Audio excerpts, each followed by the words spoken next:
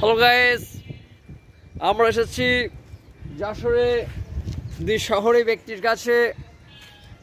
দেখছেন গাইস, সে শহরে থাকে। এই যে এটা হচ্ছে তার রুম। দেখুন, ওই যে পাঁচতলায় মাত্র একটা ঘর। এখানে আবার কবর আছে। দেখেন, আমি এই ফার্স্ট টাইম দেখছি গাইস, এই যে খ্রিস্টানদের কবরস্থান। কিন্তু ভয় পাচ্ছিল কালকে রাতে, এইটা দেখে যে আতঙ্কিত। আচ্ছা গাইস, আর ওই দেখুন সামনে মুসলমানদের কবর, সবকিছু।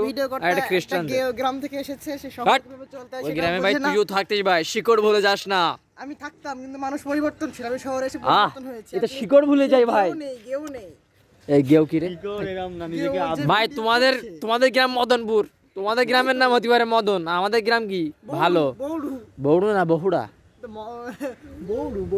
বহুড়া কথা বলতে পারে না। দেখছেন গ্যাস, এরা গেও কে গ্যাস? দেখেন এই যে এটা হচ্ছে গেও।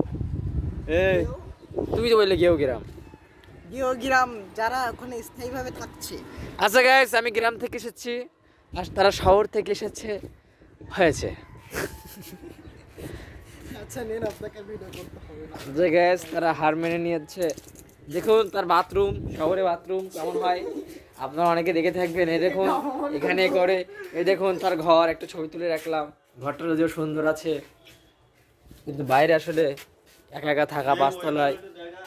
দেখুন গাইস, ম্যাচ তো রাজুকে হবে না, আমিও জানি। তা কেউ কেউ কি বলবো, এইগুলো দেখালো হাইলাইট।